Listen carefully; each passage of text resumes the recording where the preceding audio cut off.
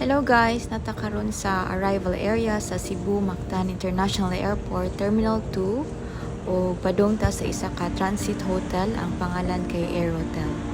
So convenient kay ni siya kay labi na gabi imong biyahe or kadlawon dili na ka magdali-dali unya dili na pud ka ma-traffic and safe po kay siya nga area. Nara sila 11 rooms dire, 9 ka solo nga 7.2 square meters gamay-gamay gyud siya and 2 ka double rooms 9.6 square meters.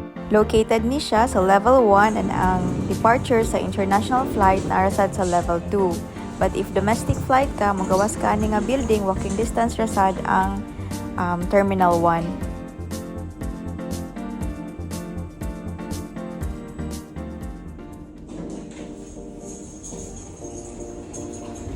Kanina covered pathway imo ring sundon padung na ni siya sa terminal 1.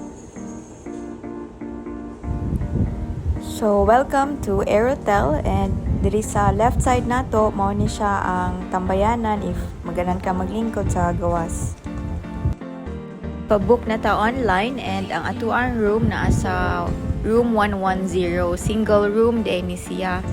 Nindot ni siya gid na area, for example na kadala imong mga parents para dili sila magkulat og dugay, makapahulay sila, pwede rasad nimo sila i-check-in diri .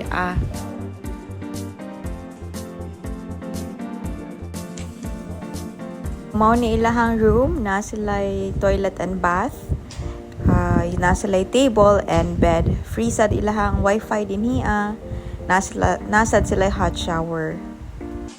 Ang akong only comment kay mas maayo siguro og gibutangan po ni nila diri na side og kanang glass door na nag-separate sa bed og sa toilet.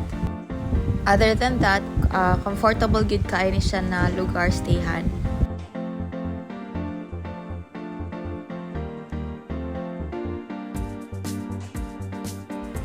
Mao ni ilahang reception area and naasad sila diri complimentary goods na sila coffee, tea, water, tanan free.